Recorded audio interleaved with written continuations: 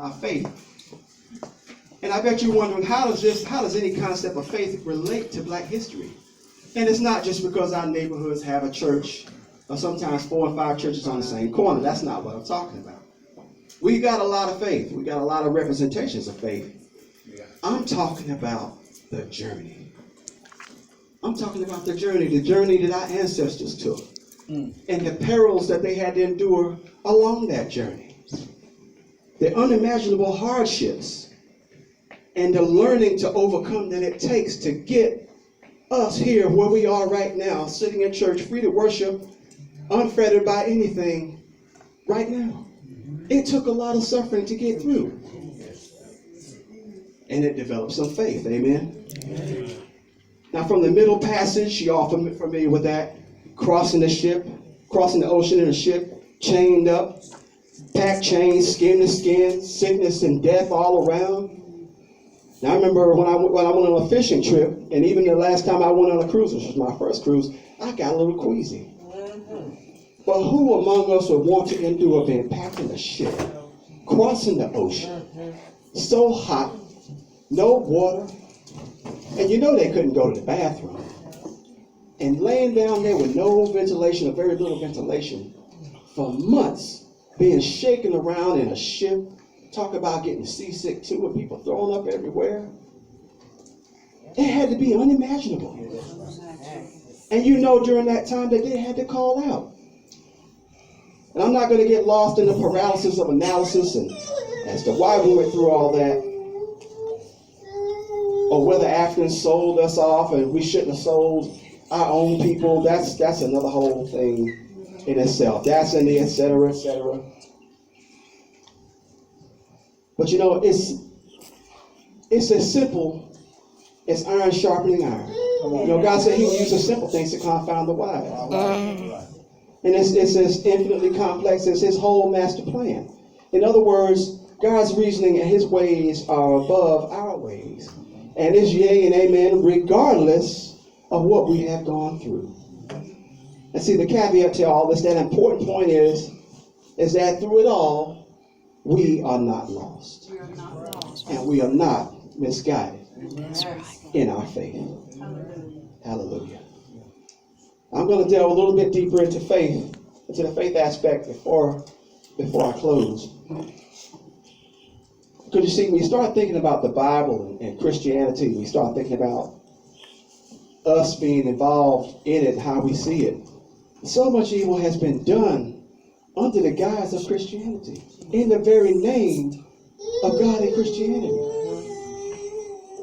We know about our own enslavement here in the Americas, but you know, the Native Americans began to beware of pilgrims that came bearing Bibles. They got to the point where they started to say, hey, wait a minute, they always come with this, but then they do something else. You know, yeah, they're telling us this, and they're trying to show us this concept, but something not right about them. And the pilgrims couldn't win them over, they pulled out their muskets. That's right. The Indians wouldn't have it. That's right. That's right. And you know, they were and they are people of color also. Yes. And so I didn't want to leave them out. That's right. This is Black History Sunday now. We're learning. And so I asked God how to convey losing our original land and language and culture, and how I can make it biblically relevant to you. And it came to me to exemplify it in this way. If a slave that was on a ship could see us now, and he would ask us, well, okay, all this happened. How did you get over all these horrors of slavery and all that you went through and still believe in God like you do? Hey, here's this slave now. And he's let's say hypothetically he could ask us this. You know, I could tell him stories. I could tell him about Nat Turner, the slave revolts, and many other slave revolts that took place. I could tell him about Harriet Tubman and the Underground Railroad. I could go on and tell him about George Washington Carver and his scientific prowess, all the discoveries that he made, how many things he could do with a peanut. And of course, I could tell him about Martin Luther King, a great preacher and leader who gave his life for our cause. No greater love is there than to lay down your life Hallelujah. for your brother. For your brother. And the slave, he would look back at me and he would say, that sounds really great. No, maybe he would say, hey, that sounds really great.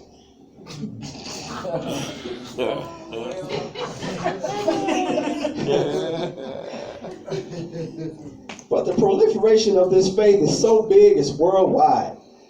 And I would look at him and I could see the look in his face of still being kind of puzzled, trying to understand how we got from being captured to being in this church today with all this faith in God. I wouldn't elaborate any further. I would just go, as I said this morning, to the Word Amen. of God.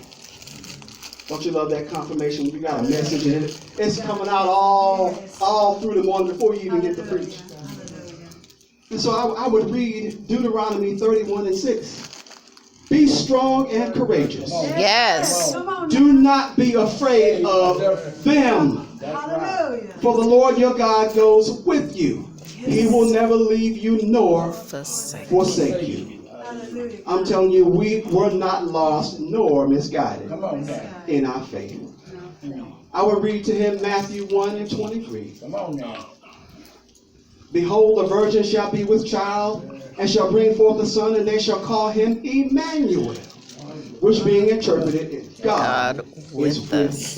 And see, by this time I can look at that old slave, and I see him crack a smile, and his eyebrow go up, and I see now he's coming on there. Now he's starting to understand.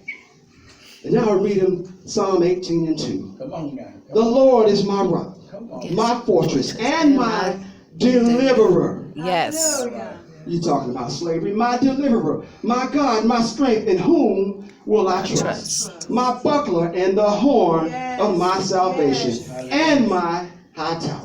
Hallelujah. And see, by now that old slave is clapping his hands. Clap your hands. Hallelujah. Now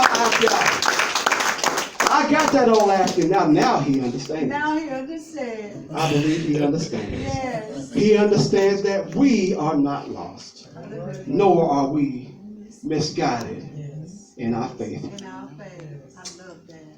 You see, this is my conclusion. You see, every African wasn't a Christian. That's right. That's right. That's something that we have to understand. You know, we have people doing Kwanzaa and wearing all kinds of kente cloth and people wanting to have all this Africanness and everything in Africa is not something you want. It's just like any other place, and you have to get it in the right context, the right understanding. Yes. I would love to go to Africa to visit. I would love to go, as we say, to the motherland and visit and see and feel and touch and take. You know how people go, they get off the airplane in Africa, they take their shoes off to get to have your feet touch the soil of our original land. I would love to do that. But we have to keep it all in what? In perspective. See, some of them prayed to Allah.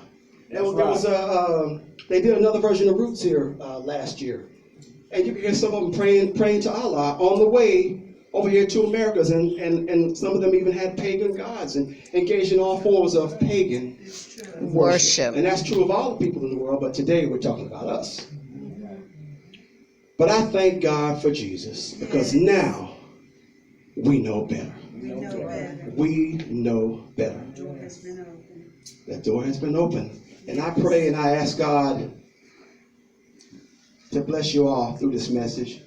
And I hope that you understand on today that we are not lost. No, we are. And that we are not misguided in our faith. Hallelujah. May God's blessing be upon his word. Amen.